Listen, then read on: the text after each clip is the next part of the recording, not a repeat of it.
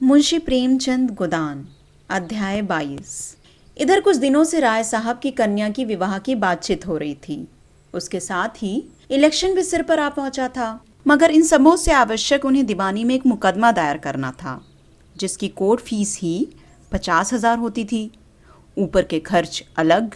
राय साहब के साले, जो अपनी रियासत के एकमात्र स्वामी थे, एन जवानी में मोटर लड़ जाने के कारण गत हो गए थे और राय साहब अपने कुमार पुत्र की ओर से रियासत पर अधिकार पाने के लिए कानून की शरण लेना चाहते थे। उनके चचेरे सालों ने रियासत पर कब्जा जमा लिया था और राय साहब को उसमें से कोई हिस्सा देने पर तैयार न थे। राय साहब ने बहुत चाहा कि आपस में समझौता हो जाए और उनके चचेरे साले माकूल गुजारा लेकर हट जाएं। यहाँ तक कि वह उस रियासत की आधी आमदनी छोड़ने पर तैयार थे। मगर सालों ने किसी तरह का समझौता स्वीकार न किया और केवल लाठी के जोर से रियासत में तहसील वसूल शुरू कर दी थी। राय साहब को अदालत की शरण जाने के सिवा कोई मार्ग न रहा। मुकदमे में लाखों का खर्च था, मगर रियासत भी 20 लाख से कम की जायदाद न थी। वकीलों ने निश्चय रूप से कह दिया था कि आपकी शर्तियां डिग्री होंगी। ऐसा मौका कौन छोड़ सकता था? मुश्किल यही थी कि यह तीनों काम एक साथ आ पड़े थे और उन्हें किसी तरह टाला न जा सकता था। कन्या की अवस्था 18 साल की हो गई थी और केवल हाथ में रुपए न रहने का कारण अब तक उसका विवाह टल जाता था। खर्च का अनुमान 1 लाख का था। जिसके पास जाते वही बड़ा सा मुंह खोलता। मगर हाल में एक बड़ा अच्छा अवसर हाथ आ गया था। कुंवर दिग्विजय सिंह की पत्नी यचमा की भेंट हो चुकी थी और कुंवर साहब अपने उजड़े घर को जल्द से जल्द बसा लेना चाहते थे। सौदा भी वारे से तय हो गया और कहीं शिकार हाथ से निकल ना जाए, इसलिए इसी लग्न में विवाह होना परमावश्यक था। कुंवर साहब दुर्वासनाओं के भंडार थे। शराब, गांजा, अफीम, मदक, चरस, ऐसा कोई नशा न था जो वह न करते हों। और अय्याशी तो रईस की शोभा है। वो रईस ही क्या जो अय्याश न हो। धन का उपभोग और किया ही कैसे जाए। मगर इन सब दुर्गुणों के होते हुए भी वो ऐसे प्रतिभावन थे कि अच्छे अच्छे विद्वान उनका लोहा मानते थे।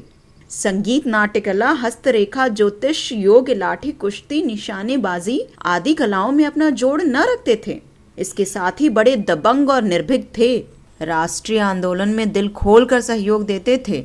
हाँ, गुप्त रूप से। अधिकारियों से यह बात छिपी न थी।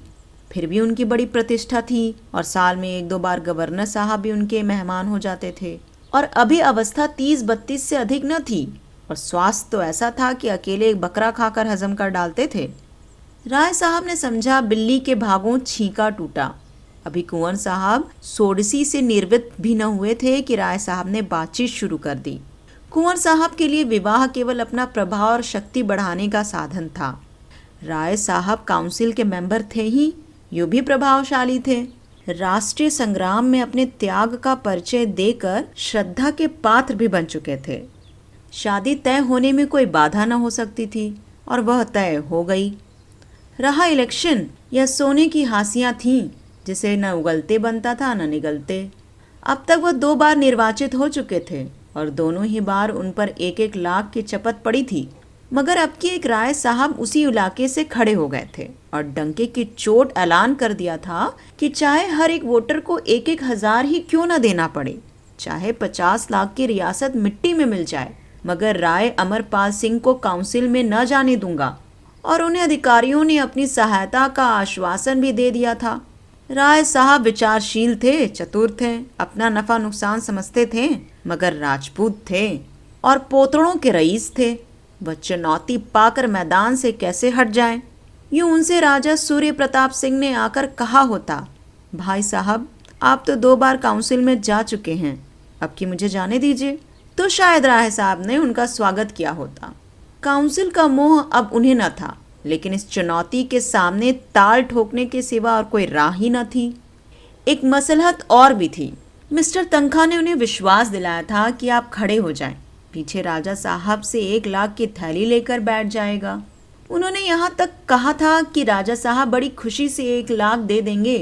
मेरी उनसे बातचीत हो चुकी है, पर अब मालूम हुआ राजा साहब राय साहब को परास्त करने का गौरव नहीं छोड़ना चाहते थे और इसका मुख्य कारण था राय साहब की लड़की की शादी कुंवर साहब से ठीक होना।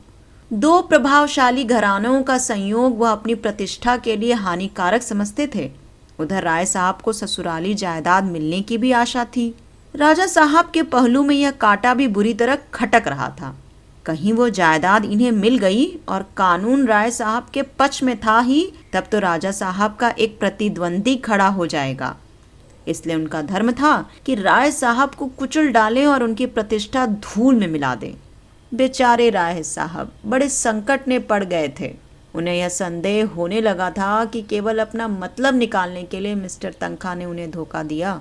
यह खबर मिली थी कि अब राजा साहब के पैरोकार हो गए हैं। यह राय साहब के घाव पर नमक था। उन्होंने कई बार तनखा को बुलाया था, मगर वह या तो घर पर मिलते ही न थे या आने का वादा करके भूल जाते थे। आखिर आज खुद उनसे मिलने का इरादा करके वह उनके पास जा पहुंचे।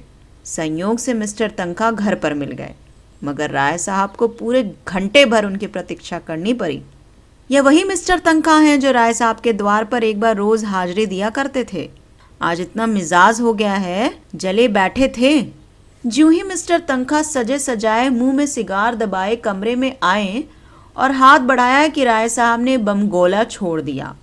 मैं घंटे भर से यहाँ बैठा हुआ हूँ और आप निकलते निकलते अब निकले हैं। मैं इसे अपनी तौहीन समझता हूँ। मिस्टर तनखा ने एक सोफे पर बैठकर निश्चिंत भाव से धुआं उड़ाते हुए कहा, मुझे इसका खेद है। मैं एक ज़रूरी काम में लगा था। आपको फ़ोन करके मुझसे समय ठीक कर लेना चाहिए था। आग में घी पड़ गया, मगर राय साहब ने क्रोध को दबाया। वह लड़ने ना आए थे, इस अपमान को पी जाने का ही अवसर था। बोले, हाँ, यह गलती हुई। आजकल आपको बहुत कम फुर्सत रहती है शायद। जी हाँ, बहुत कम, वरना मैं अवश्य आता। मैं उसी मामले के बारे में आपसे पूछने आया था। समझौता की तो कोई आशा नहीं मालूम होती। उधर तो जंग की तैयारियां बड़े जोरों से हो रही हैं। राय साहब को तो आप जानते ही हैं, झंकड़ आदमी है पूरे सन की। कोई न कोई धुन उन पर सवार रहती है। आजकल यही धुन है कि राय साहब को नीचा दिखा कर रहेंगे, और उन्हें जब तक एक धुन सवार हो जाती है तो फिर किसी की नहीं सुनते, चाहे कितना ही नुकसान उठाना पड़े। कोई 40 लाख का बोझ सिर पर है, फिर भी वही दमखम है, वही अल्ले तल्ले खर्च हैं। पैसे को तो वो कुछ नहीं समझते हैं। नौकरों का वेतन 6-6 महीने से बाकी पड़ा हुआ है, मगर हीरा महल बन रहा है। संगमरमर का तो फर्श है। पच्चीकारी ऐसी हो रही है कि आंखें नहीं ठहरती। अफसरों के पास रोज डालियां जाती रहती हैं। सुना है कोई अंग्रेज मैनेजर रखने वाले हैं। फिर आपने कैसे कह दिया था कि आप कोई समझौता करा देंगे। मुझसे जो कुछ हो सकता था वह मैंने किया। इसके सिवा मैं और क्या कर सकता था। अगर कोई व्यक्ति अपने 2-4 लाख रुपए फूकने ही पर तुला हुआ हो तो मेरा क्या बस। राय साहब अब क्रोध न संभाल सके, खासकर जब उन 2-4 लाख रुपए में 10-20 हजार आपके हत्थे चढ़ने की भी आशा हो। मिस्टर तनखा क्यों दबते? बोले, राय साहब आप साफ साफ ना कहलवाइए। यहाँ न मैं सन्यासी हूँ न आप। हम सभी कुछ न कुछ कमाने ही निकले हैं। आग के अंधों और गांठ के पूरों की तलाश आपको भी उतनी ही है जितनी मुझको। आपसे मैंने खड़े होने का प्रस्ताव किया। आप 1 लाख के लोभ से खड़े हो गए। अगर गोटी लाल हो जाती तो आज आप 1 लाख के स्वामी होते और बिना 1 पाई करज लिए कुंवर साहब से संबंध भी हो जाता और मुकदमा भी दायर हो जाता। मगर आपके दुर्भाग्य से वह चाल पट पड़ गई। जब आप ही ठाट पर रह गए तो मुझे क्या मिलता। आखिर मैंने झक मारकर उनकी पूंछ पकड़ी। किसी न किसी तरह यह वैतरणी तो पार करनी ही है। राय साहब को ऐसा आवेश आ रहा था कि इस दुष्ट को गोली मार दें। इसी बदमाश ने सब्ज बाग दिखाकर उन्हें खड़ा किया और अब अपनी सफाई दे रहा है। पीठ में धूल भी नहीं लगने देता। लेकिन परिस्थिति जबान बंद किए हुई थी, तो अब आपके किए कुछ नहीं हो सकता। ऐसा ही समझिए। मैं 50,000 पर भी समझौता करने को तैयार हूँ। राजा साहब किसी तरह ना मानेंगे। 25,000 पर तो मान जाएंगे। कोई आशा नहीं। वह साफ कह चुके हैं। वह कह चुके हैं या आप कह रहे हैं? आप मुझे झूठा समझते हैं। राय साहब ने विनम्र स्वर में कहा, मैं आपको झूठा नहीं समझता, लेकिन इतना ज़रूर समझता हूँ कि आप चाहते तो मामला हो जाता। तो आपका ख्याल है मैंने समझौता नहीं होने दिया? नहीं, यह मेरा मतलब नहीं है। मैं इतना ही कहना चाहता हूँ कि आप चाहते तो काम हो जाता और मैं इस झमेले में ना पड़ता। मिस्टर तनखा ने घड़ी की तरफ देख कर कहा, तो राय साहब, अगर आप साफ कहलाना चाहते हैं तो सुनिए, अगर आपने 10,000 का चेक मेरे हाथ में रख दिया होता तो आज निश्चय 1,00,000 के स्वामी होते। आप शायद चाहते होंगे जब आपको राजा साहब से रुपए मिल जाते तो आप मुझे 1,000-2,000 दे देते। तो मैं ऐसी कच्ची गोली नहीं खेलता। आप राजा साहब से रुपए लेकर तिजोरी में रखते और मुझे अंगूठा दिखा देते, फिर मैं आपका क्या बना लेता? बतलाइए, कहीं नालिश फरियाद भी तो नहीं कर सकता था। राय साहब ने आहत नेत्रों से देखा। आप मुझे कितना बेईमान समझते हैं। तनखा ने कुर्सी से उठते हुए कहा, इसे बेईमानी कौन समझता है? आजकल यही चतुराई है, कैसे दूसरों को उल्लू बनाया जा सके, यही सफल नीति है और आप इसके आचार्य हैं। राय साहब ने मुट्ठी बांध कर कहा, मैं? जी हाँ, आप। पहले चुनाव में मैंने जी जान से आपकी पैरवी की। आपने बड़ी मुश्किल से रो धोकर 500 रुपए दिए। दूसरे चुनाव में आपने एक सड़ी सी टूटी फूटी कार देकर अपना गला छुड़ाया। दूध का जला झांझ भी फूंक फूंक कर पीता है। वह कमरे से निकल गए और कार लाने का हुक्म दिया। राय साहब का खून खौल रहा था। इस अशिष्टता की भी कोई हद है? 1-2 घंटे भर इंतजार कराया और अब इतनी बेमुरौती से पेश आकर उन्हें जबरदस्ती घर से निकाल रहा है। अगर उन्हें विश्वास होता कि वह मिस्टर तनखा को पटकनी दे सकते हैं तो कभी न चूकते, मगर तनखा डील डोल में उनसे सवाएं थे। जब मिस्टर तनखा ने हॉर्न बजाया तो वह भी आकर अपनी कार पर बैठे और सीधे मिस्टर खन्ना के पास पहुंचे। 9 बज रहे थे, मगर खन्ना साहब अभी तक मीठी नींद का आनंद ले रहे थे। वह 2 बजे रात के पहले कभी ना सोते थे और 9 बजे तक सोना स्वाभाविक ही था। यहाँ भी राय साहब को आधा घंटा बैठना पड़ा। इसलिए जब कोई 9:30 बजे मिस्टर खन्ना मुस्कुराते हुए निकले तो राय साहब ने डांट बताई, अच्छा, अब सरकार की नींद खुली है? 9:30 बजे? रुपए जमा कर लिए हैं ना? जब ही यह बेफिक्री है। मेरी तरह तालुकेदार होते तो अब तक आप भी किसी द्वार पर खड़े होते, बैठे बैठे सिर में चक्कर आ जाता। मिस्टर खन्ना ने सिगरेट केस उनकी तरफ बढ़ाते हुए प्रसन्न मुख से कहा, रात सोने में बड़ी देर हो गई, इस वक्त किधर से आ रहे हैं? राय साहब ने थोड़े से शब्दों में अपनी सारी कठिनाइयां बयान कर दी। दिल में खन्ना को गालियां देते थे, जो उनका सहपाठी होकर भी सदैव उन्हें ठगने की फिक्र किया करता था, मगर मुंह पर उसकी खुशामद करते थे।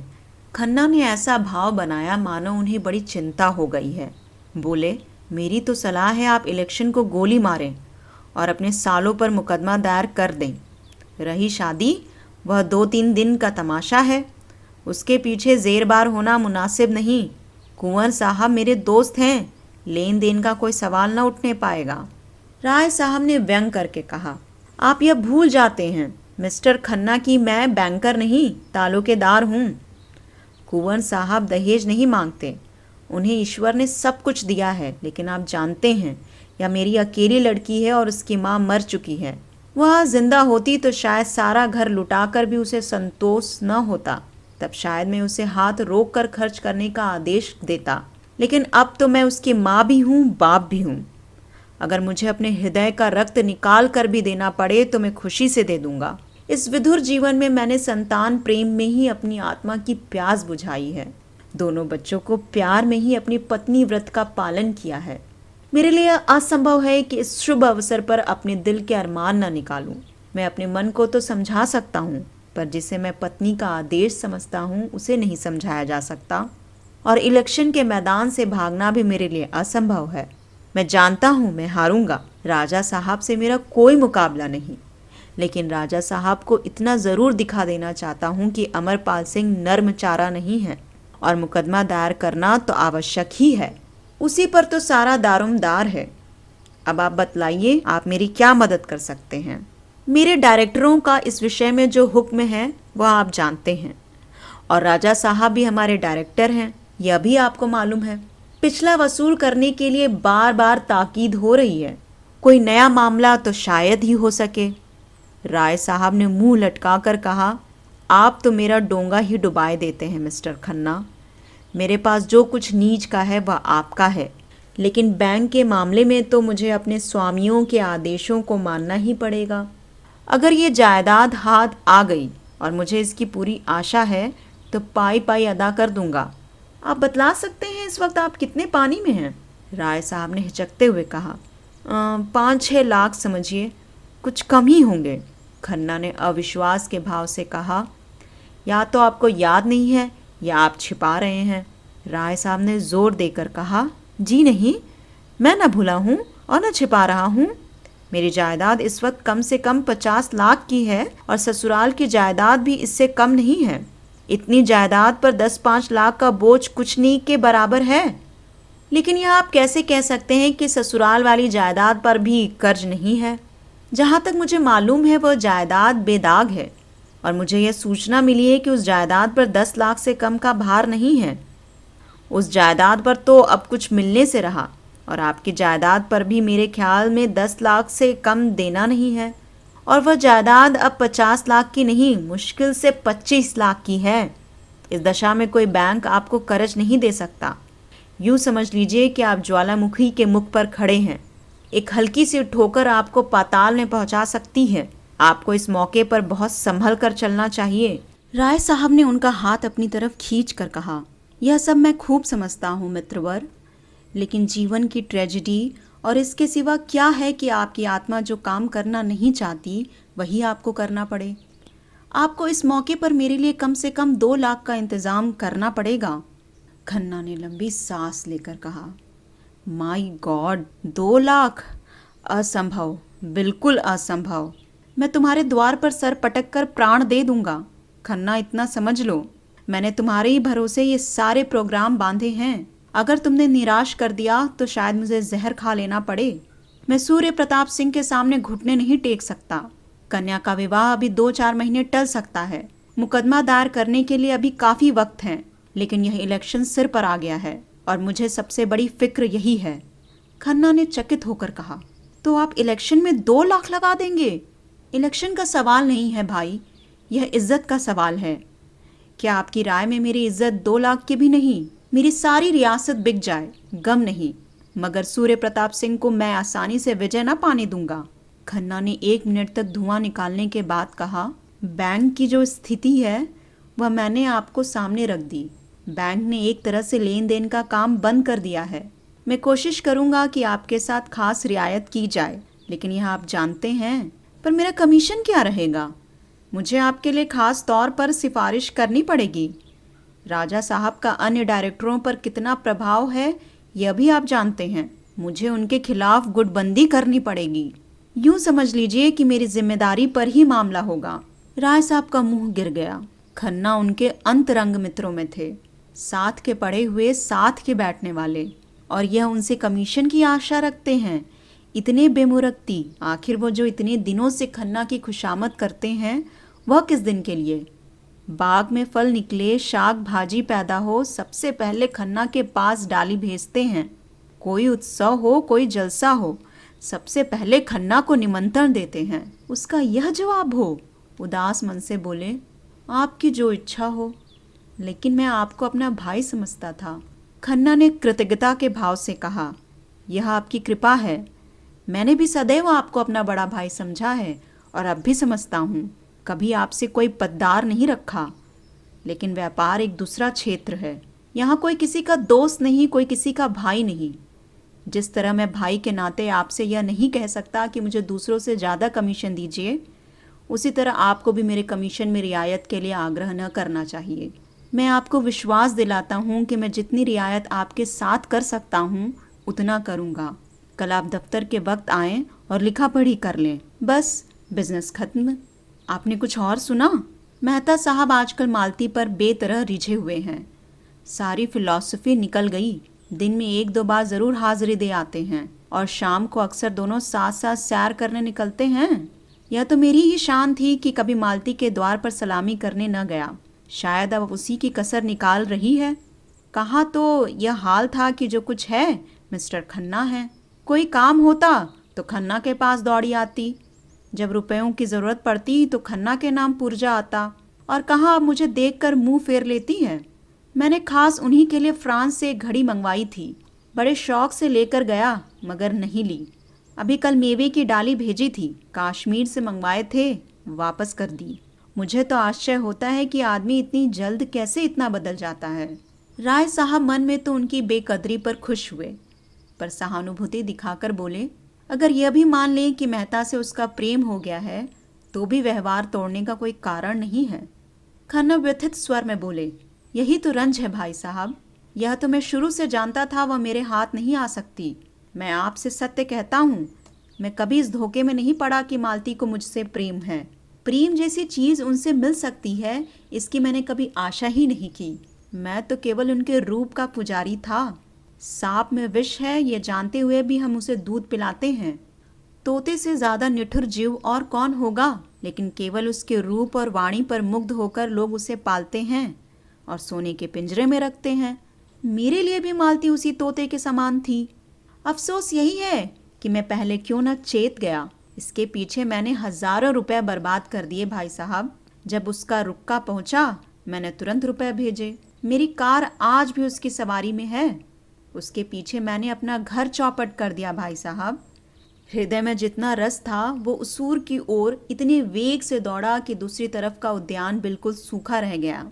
बरसों हो गए मैंने गोविंदी से दिल खोल कर बात भी नहीं की। उसकी सेवा और स्नेह और त्याग से मुझे उसी तरह अरुचि हो गई थी जैसे अजीर्ण के रोगी को मोहन भोग से हो जाती है। मालती मुझे उसी तरह नचाती थी जैसे मदारी बंदर को नचाता है, और मैं खुशी से नाचता था। वह मेरा अपमान करती थी और मैं खुशी से हंसता था। वह मुझ पर शासन करती थी और मैं सिर झुकाता था। उसने मुझे कभी मुंह नहीं लगाया, यह मैं स्वीकार करता हूँ। उसने मुझे कभी प्रोत्साहन नहीं दिया, यह भी सत्य है। फिर भी मैं पतंग की भांति उसके मुख दीप पर प्राण देता था, और अब वह मुझसे शिष्टाचार का व्यवहार भी नहीं कर सकती। लेकिन भाई साहब, मैं कह देता हूँ कि खन्ना चुप बैठने वाले आदमी नहीं है। उसके पुर्जे मेरे पास सुरक्षित हैं। मैं उससे एक एक पाई वसूल कर लूँगा, और डॉक्टर मेहता को तो मैं लखनऊ से निकाल कर दम लूँगा। उनका रहना यहाँ असंभव कर दूँगा। उसी वक्त हॉर्न की आवाज़ आई और एक क्षण में मिस्टर मेहता आकर खड़े हो गए। गोरा चिट्ठा रंग, स्वास्थ्य की लालिमा गालों पर चमकती हुई नीची अचकन, चूड़ीदार पजामा, सुनहली ऐनक सौम्यता के देवता से लगते थे। खन्ना ने उठकर हाथ मिलाया। आइए मिस्टर मेहता, आप ही का जिक्र हो रहा था। मेहता ने दोनों सज्जनों से हाथ मिलाकर कहा, बड़ी अच्छी सायत में घर से चला था कि आप दोनों साहबों से एक ही जगह भेंट हो गई। आपने शायद पत्रों में देखा होगा, यहाँ महिलाओं के लिए एक व्यायामशाला का आयोजन हो रहा है। मिस मालती उस कमेटी की सभानेत्री हैं। अनुमान किया गया है कि शाला में 2 लाख रुपए लगेंगे। नगर में उसकी कितनी जरूरत है यह आप लोग मुझसे ज्यादा जानते हैं। मैं चाहता हूँ आप दोनों साहबों का नाम सबसे ऊपर हो। मिस मालती खुद आने वाली थी, पर आज उनके फादर की तबीयत अच्छी नहीं है, इसलिए न आ सकी। उन्होंने चंदे की सूची राय साहब के हाथ में रख दी। पहला नाम राजा सूर्य प्रताप सिंह का था, जिसके सामने 5,000 रुपए की रकम थी। उसके बाद कुंवर दिग्विजय सिंह के 3,000 रुपए थे। इसके बाद और कई रकमें इतनी या उससे कुछ कम थीं। मालती ने 500 रुपए दिए थे और डॉक्टर मेहता ने 1,000 रुपए। राय साहब ने अप्रतिभ होकर कहा, कोई 40,000 तो आप लोगों ने फटकार लिए। मेहता ने गर्व से कहा, यह सब आप लोगों की दया है, और यह केवल 3 घंटों का परिश्रम है। राजा सूर्य प्रताप सिंह ने शायद ही किसी सार्वजनिक कार्य में भाग लिया हो, पर आज तो उन्होंने बेकहे सुने चेक लिख दिया। देश में जागृति है, जनता किसी भी शुभ काम में सहयोग देने को तैयार है। केवल उसे विश्वास होना चाहिए कि उसके दान का सदुपयोग होगा। आपसे तो मुझे बड़ी आशा है मिस्टर खन्ना। खन्ना ने उपेक्षा भाव से कहा, मैं ऐसे फजूल के कामों में नहीं पड़ता। न जाने आप लोग पश्चिम की गुलामी में कहाँ तक जाएंगे। यूं ही महिलाओं को घर से अरुचि हो रही है। व्यायाम की धुन सवार हो गई तो वह कहीं की न रहेंगी।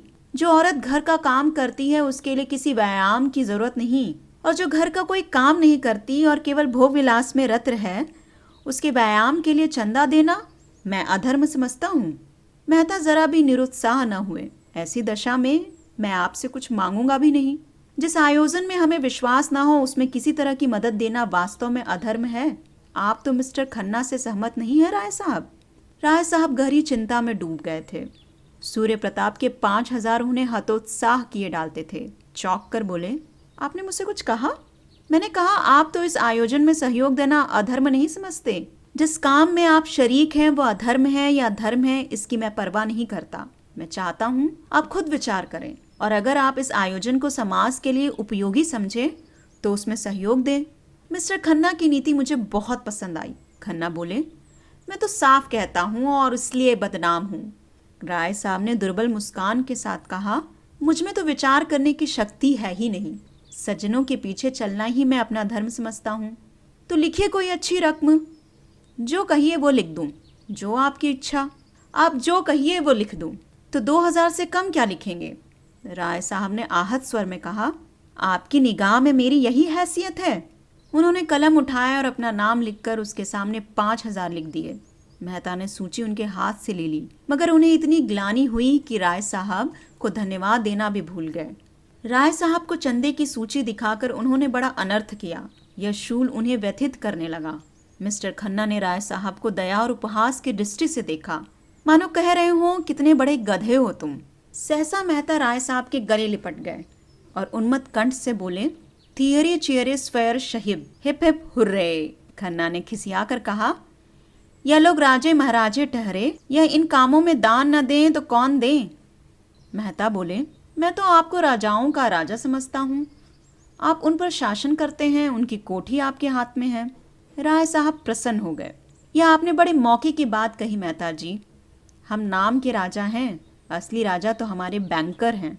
मेहता ने खन्ना की खुशामद का पहलू अखित्यार किया। मुझे आपसे कोई शिकायत नहीं है खन्ना जी। आप अभी इस काम में नहीं शरीक होना चाहते, न सही, लेकिन कभी न कभी जरूर आएंगे।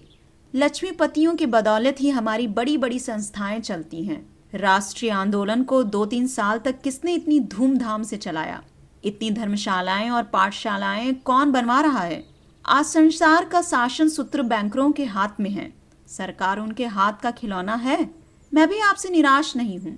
जो व्यक्ति राष्ट्र के लिए जेल जा सकता है, उसके लिए 2-4 हजार खर्च कर देना कोई बड़ी बात नहीं है। हमने तय किया है इस शाला का बुनियादी पत्थर गोविंदी देवी के हाथों रखा जाए। हम दोनों शीघ्र ही गवर्नर साहब से भी मिलेंगे और मुझे विश्वास है हमें उनकी सहायता मिल जाएगी। लेडी विल्सन को महिला आंदोलन से कितना प्रेम है आप जानते ही हैं। राजा साहब की ओर अन्य सज्जनों की भी राय थी कि लेडी विल्सन से ही बुनियाद रखवाई जाए, लेकिन अंत में यही निश्चय हुआ कि यह शुभ कार्य किसी अपनी बहन के हाथों होना चाहिए। आप कम से कम इस अवसर पर आएंगे तो जरूर। खन्ना ने उपहास किया। हाँ, जब लाई विल्सन आएंगे तो मेरा पहुंचना जरूरी ही है। इस तरह आप बहुत से रईसों को फांस लेंगे। आप लोगों को लटके खूब सूझते हैं और हमारे रईस हैं भी इस लायक। उन्हें उल्लू बनाकर ही मुंडा जा सकता है। जब धन जरूरत से ज्यादा हो जाता है तो अपने लिए निकाल का मार्ग खोजता है। यूं न निकल पाएगा तो जुए में जाएगा, घुड़दौड़ में जाएगा, ईंट पत्थर में जाएगा या अय्याशी में जाएगा। 11 का अमल था। खन्ना साहब के दफ्तर का समय आ गया। मेहता चले गए। राय साहब भी उठे कि खन्ना ने उनका हाथ पकड़कर बैठा लिया। नहीं, आप जरा बैठिए। आप देख रहे हैं, मेहता ने मुझे इस बुरी तरह फांसा है कि निकलने का कोई रास्ता ही नहीं रहा। गोविंदी से बुनियाद का पत्थर रखवाएंगे? ऐसी दशा में मेरा अलग रहना हास्यास्पद है या नहीं? गोविंदी कैसे राजी हो गई मेरी समझ में नहीं आता, और मालती ने कैसे उसे सहन कर लिया यह समझना और भी कठिन है। आपका क्या ख्याल है, इसमें कोई रहस्य है या नहीं? राय साहब ने आत्मीयता जताई। ऐसे मामले में स्त्री को हमेशा पुरुष से सलाह ले लेनी चाहिए। खन्ना ने राय साहब को धन्यवाद की आंखों से देखा। इन्हीं बातों पर गोविंदे से मेरा जी जलता है और उस पर मुझी को लोग बुरा कहते हैं। आप ही सोचिए, मुझे इन झगड़ों से क्या मतलब? इनमें तो वो पड़े हैं जिसके पास फालतू रुपए हो, फालतू समय हो और नाम की हवस हो। होना यही है कि 2-4 महाशय सेक्रेटरी और अंडर सेक्रेटरी और प्रधान और उप प्रधान बनकर अफसरों को दावतें देंगे, उनके कृपा पात्र बनेंगे और यूनिवर्सिटी की छोकरियों को जमा करके बिहार करेंगे। व्यायाम तो केवल दिखाने के दांत हैं। ऐसी संस्था में हमेशा यही होता है और यही होगा, और उल्लू बनेंगे हम और हमारे भाई जो धनी कहलाते हैं, और यह सब गोविंदी के कारण। वह एक बार कुर्सी से उठे, फिर बैठ गए। गोविंदी के प्रति उनका क्रोध प्रचंड होता जाता था। उन्होंने दोनों हाथ से सिर को संभाल कर कहा, मैं नहीं समझता मुझे क्या करना चाहिए। राय साहब ने ठकुर सुहाती की। कुछ नहीं, आप गोविंदी देवी से साफ कह दें। तुम मेहता को इनकारी खत लिख दो, छुट्टी हुई। मैं तो लाख डांट में फंस गया। आप क्यों फंसे? खन्ना ने एक क्षण इस प्रस्ताव पर विचार करके कहा, लेकिन सोचिए कितना मुश्किल काम है। लेडी विल्सन से इसका जिक्र आ चुका होगा, सारे शहर में खबर फैल गई होगी और शायद आज पत्रों में भी निकल जाए। यह सब मालती की शरारत है। उसने मुझे जींच करने का यह ढंग निकाला है। हाँ, मालूम तो यही होता है, वह मुझे जलील करना चाहती है। आप शिलान्यास के एक दिन पहले बाहर चले जाइएगा। मुश्किल है राय साहब, कहीं मुंह दिखाने की जगह न रही। उस दिन तो मुझे हैजा भी हो जाए तो वहां जाना पड़ेगा। राय साहब आशा बांधे हुए कल आने का वादा करके ज्यों ही निकले कि खन्ना ने अंदर जाकर गोविंदी को आड़े हाथों लिया। तुमने इस व्यायामशाला की नींव रखना क्यों स्वीकार किया? गोविंदी कैसे कहे कि यह सम्मान पाकर वह मन में कितनी प्रसन्न हो रही थी। उस अवसर के लिए कितनी मनोनियोग से अपना भाषण लिख रही थी और कितनी ओज भरी कविता रच रही थी। उसने दिल में समझा था यह प्रस्ताव स्वीकार करके वह खन्ना को प्रसन्न कर देगी। उसका सम्मान तो उसके पति ही का सम्मान है। खन्ना को इसमें कोई आपत्ति हो सकती है, इसकी उसने कल्पना भी न की थी। इधर कई दिन से पति को कुछ सदैव देखकर उसका मन बढ़ने लगा था। वह अपने भाषण से और अपनी कविता से लोगों को मुक्त कर देने का स्वप्न देख रही थी।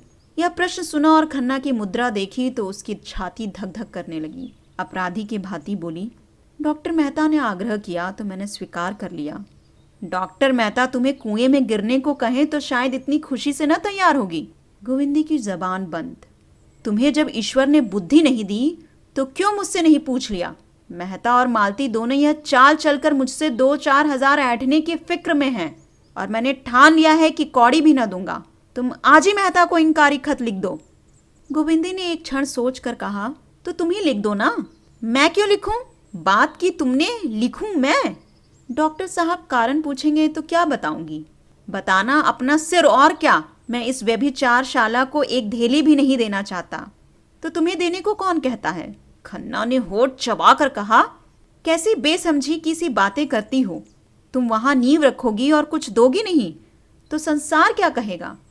गोविंदी ने जैसे संगीन की नोक पर कहा, अच्छी बात है, लिख दूंगी।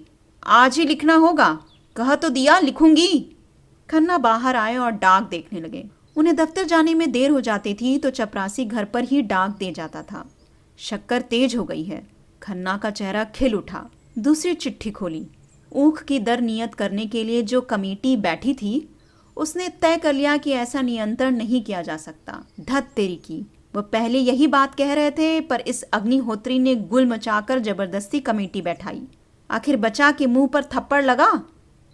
यह मिल वालों और किसानों के बीच का मामला है, सरकार इसमें दखल देने वाली कौन? सहसा मिस मालती कार से उतरी। कमल की भांति खिली, दीपक की भांति दमकती, स्फूर्ति और उल्लास की प्रतिमा सी निशंक निर्द्वंद, मानो उसे विश्वास है कि संसार में उसके लिए आदर और सुख का द्वार खुला हुआ है। खन्ना ने बरामदे में आकर अभिवादन किया। मालती ने पूछा, क्या यहाँ मेहता आए थे? हाँ आए तो थे। कुछ कहा? कहाँ जा रहे हैं? यह तो कुछ नहीं कहा। जाने कहाँ डुबकी लगा गए। मैं चारों तरफ घूम आई। आपने व्यायामशाला के लिए कितना दिया? खन्ना ने अपराधी स्वर में कहा, मैंने इस मामले को समझा ही नहीं। मालती ने बड़ी बड़ी आंखों से उन्हें तरेरा, मानो सोच रही हूं कि उन पर दया करें या रोष। इसमें समझने की क्या बात थी? और समझ लेते आगे पीछे। इस वक्त तो कुछ देने की बात थी। मैंने मेहता को ठेल कर यहाँ भेजा था। बेचारे डर रहे थे कि आप न जाने क्या जवाब दें। आपकी इस कंजूसी का क्या फल होगा? आप जानते हैं, यहाँ के व्यापारी समाज से कुछ न मिलेगा। आपने शायद मुझे अपमानित करने का निश्चय कर लिया है। सबकी सलाह थी कि लेडी विल्सन बुनियाद रखें। मैंने गोविंदी देवी का पक्ष लिया और लड़कर सबको राजी किया और अब आप फरमाते हैं आपने इस मामले को समझा ही नहीं। आप बैंकिंग की गुत्थियां समझते हैं पर इतनी मोटी बात आपकी समझ में ना आई। इसका अर्थ इसके सिवा और कुछ नहीं है कि तुम मुझे लज्जित करना चाहते हो। अच्छी बात है, यही सही। मालती का मुख लाल हो गया था। खन्ना घबराए। हेकड़ी जाती रही पर इसके साथ ही उन्हें यह भी मालूम हुआ कि अगर वह कांटों में फंस गए तो मालती दलदल में फंस गई है। अगर उनकी थैलियों पर संकट आ पड़ा है तो मालती की प्रतिष्ठा पर संकट आ पड़ा है, जो थैलियों से ज्यादा मूल्यवान है। तब उनका मन मालती की दुर्व्यवस्था का आनंद क्यों न उठाए। उन्होंने मालती को अर्दब में डाल दिया था और यद्यपि वह उसे रोस्ट कर देने का साहस खो चुके थे, पर 2-4 खरी खरी बातें कह सुनाने का अवसर पाकर छोड़ना न चाहते थे। यह भी दिखा देना चाहते थे कि मैं नीरा भोंदू नहीं हूं। उसका रास्ता रोक कर बोले, तुम मुझ पर इतनी कृपालु हो गई हो, इस पर मुझे आश्चर्य हो रहा है मालती। मालती ने भवें सिकोड़ कर कहा, मैं इसका आश्चर्य नहीं समझी। क्या अब मेरे साथ तुम्हारा वही बर्ताव है जो कुछ दिन पहले था? मैं तो उसमें कोई अंतर नहीं देखती, लेकिन मैं तो आकाश पाताल का अंतर देखता हूँ। अच्छा मान लो तुम्हारा अनुमान ठीक है, तो फिर मैं तुमसे एक शुभ कार्य में सहायता मांगने आई हूँ, अपने व्यवहार की परीक्षा देने आई हूँ। और अगर तुम समझते हो कुछ चंदा देकर तुम यश और धनवान के सिवा और कुछ पा सकते हो, तो तुम भ्रम में हो। खन्ना परास्त हो गए। वह ऐसे सकेरे कोने में फंस गए थे जहां इधर उधर हिलने का भी स्थान न था। क्या वह उससे यह कहने का साहस रखते थे कि मैंने अब तक तुम्हारे ऊपर हजारों रुपए लुटा दिए, क्या उसका यही पुरस्कार है? लज्जा से उनका मुंह छोटा सा निकल आया, जैसे सिकुड़ गया हो। झेपते हुए बोले, मेरा आशय यह न था मालती, तुम बिल्कुल गलत समझी। मालती ने परिहास के स्वर में कहा, खुदा करे मैंने गलत समझा हूँ, क्योंकि अगर मैं उसे सच समझ लूंगी तो तुम्हारे साईं से भी भागूंगी। मैं रूपवती हूँ, तुम भी मेरे अनेक चाहने वालों में से एक हो। वह मेरी कृपा थी कि जहां मैं औरों के उपहार लौटा देती थी, तुम्हारी समान से समान चीजें भी धन्यवाद के साथ स्वीकार कर लेती थी और जरूरत पड़ने पर तुमसे रुपए भी मांग लेती थी। अगर तुमने अपने धनोन्माद में इसका कोई दूसरा अर्थ निकाल लिया तो मैं तुम्हें क्षमा करूंगी। यह पुरुष प्रकृति का अपवाद नहीं, मगर यह समझ लो कि धन ने आज तक किसी नारी के हृदय पर विजय नहीं पाई और न कभी पाएगा। खन्ना एक एक शब्द पर मानो गज गज भर नीचे धंसते जाते थे। अब और ज्यादा चोट सहने का उनमें जीवट न था। लज्जित होकर बोले, मालती तुम्हारे पैरों पड़ता हूँ, अब और जलील न करो, और न सही तो मित्र भाव तो बना रहने दो। यह कहते हुए उन्होंने दराज से चेकबुक निकाला और 1000 लिखकर डरते डरते मालती की तरफ बढ़ाया। मालती ने चेक लेकर निर्दय व्यंग किया, यह मेरे व्यवहार का मूल्य है या व्यायामशाला का चंदा? खन्ना सजल आंखों से बोले, अब मेरी जान बख्शो मालती, क्यों मेरे मुंह में कालिक पोत रही हो? मालती ने जोर से कहा मारा, देखो डांट भी बताई और 1000 रुपए भी वसूल किए। अब तो तुम कभी ऐसी शरारत न करोगे, कभी नहीं, जीते जी कभी नहीं। कान पकड़ो। कान पकड़ता हूँ, मगर अब तुम दया करके जाओ और मुझे एकांत में बैठकर सोचने और रोने दो। तुमने आज मेरे जीवन का सारा आनंद। मालती और जोर से हंसी। देखो खन्ना, तुम मेरा बहुत अपमान कर रहे हो, और तुम जानते हो रूप अपमान नहीं सह सकता। मैंने तो तुम्हारे साथ भलाई की और तुम उसे बुराई समझते हो। खन्ना विद्रोह भरी आंखों से देख कर बोले, तुमने मेरे साथ भलाई की है या उल्टी छुरी से मेरा गला रेता है? क्यों? मैं तुम्हें लूट लूट कर अपना घर भर रही थी, तुम उस लूट से बच गए। क्यों घाव पर नमक छिड़क रही हो मालती? मैं भी आदमी हूँ। मालती ने इस तरह खन्ना की ओर देखा, मानो निश्चय करना चाहती थी कि वह आदमी है या नहीं। अभी तो मुझे इसका कोई लक्षण नहीं दिखाई देता। तुम बिल्कुल पहेली हो, आज यह साबित हो गया। हाँ, तुम्हारे लिए पहेली हूँ और पहेली रहूंगी। यह कहती हुई वह पक्षी की भांति फिर से उड़ गई और खन्ना सिर पर हाथ रखकर सोचने लगे, यह लीला है या इसका सच्चा रूप?